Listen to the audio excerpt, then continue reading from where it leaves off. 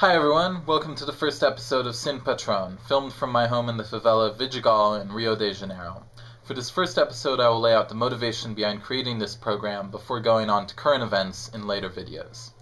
The central goal of this program is to contribute to the renewal of revolutionary politics in the US by learning from and spreading knowledge of the successes and challenges of the revolutionary left in Latin America.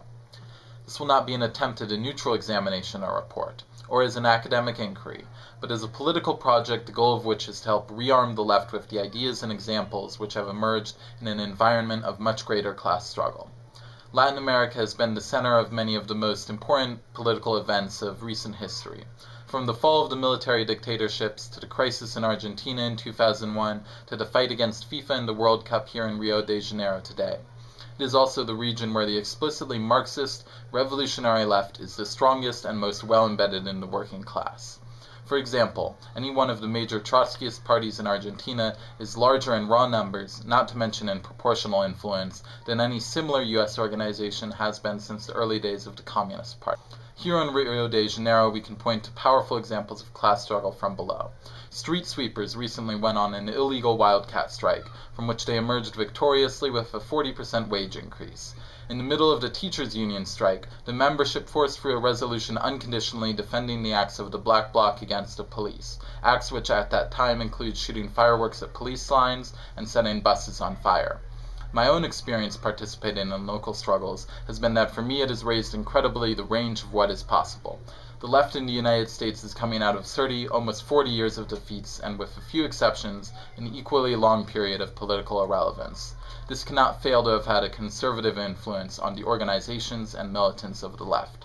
Here in Latin America, where dictatorships are still a recent memory or lived reality, where millions have already passed through and been betrayed by reformist governments claiming to support socialism, here it is possible to see the practical consequences of seemingly archaic theoretical debates, and to develop Marxism as a living component of a real workers' movement.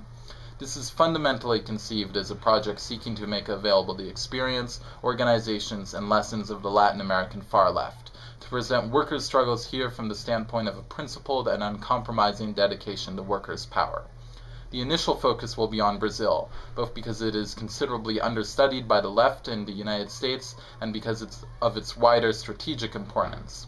While a revolution may start in Argentina or Bolivia, where the subjective forces of the left are much, the fate of that revolution would be decided here in Brazil, the economic center of South America, with over half of the continent's total population.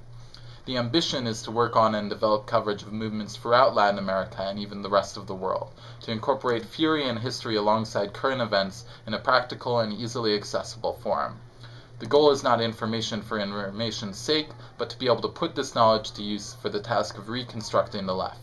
It is my hope that by looking towards the real movements of the working class, it will be possible to help develop revolutionary theory and practice, which escapes the twin traps of opportunistic get-rich-quick schemes and sectarian posturing.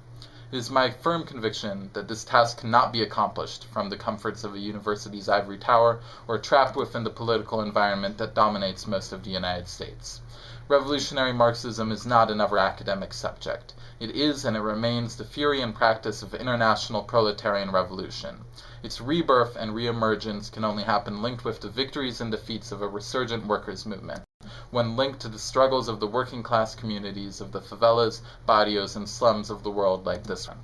This video series is a very small contribution towards that effort, but one which I hope can play a part in helping bring the lessons learned in Latin America back to the heart of world imperialism. Thanks for watching so far, and I hope to be back soon with coverage of the class struggle as it unfolds here in Latin America.